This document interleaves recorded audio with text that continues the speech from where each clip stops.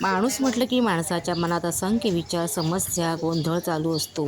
अशा वेळी आपली पावलं अचानक मठाकडे वळली जातात, का ते माहीत नाही.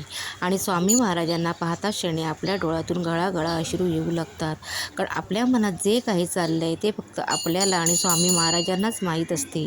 म्हणूनच कधी जर तुम्हाला एकाकी वाटलं, अशांत वाटलं, तर कधी तुमच्या आसपास जर स्वामी महाराजांचा मठ असेल किंवा मंदिर असेल, तर तिथे तुम्ही अवश्य जा. आणि तुमच्या मनात जे काही चाललं आहे ते स्वामी महाराजांना सांगा. कारण तिथून बाहेर पडण्याचा मार्ग मात्र स्वामी महाराज दाखवतात.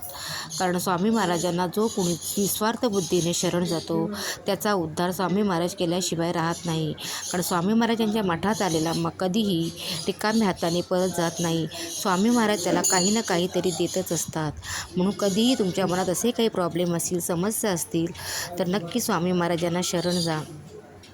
स्वामी महाराजांना शरण गेल्यामुळे आपलं दुःख काही कमी होत नाही. कारण दुःख, संकट हे माणसाच्या पाचवीलाच पुजलेले असतात.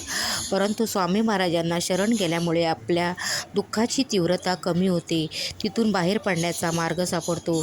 जी दुःख, संकटे आपल्याला मोठी वाटतात ती मठातून बाहेर पडल्यानंतर छोटी वाटू लागतात. त्यातून बाहेर पडण्याचा मार्ग सापडतो. तुम्हालाही स्वामी महाराजांचे असे काही अनुभव येत असतील तर कोकणी स्वामी सेवेकरी या मराठी चॅनलला कमेंट बॉक्समध्ये नक्की लिहून पाठवा. आणि त्यातील जर सकारात्मक विचार तुम्हाला आवडत असतील तर ते नक्की शेअर करा. श्री स्वामी समर्थ. जय जय श्री स्वामी समर्थ.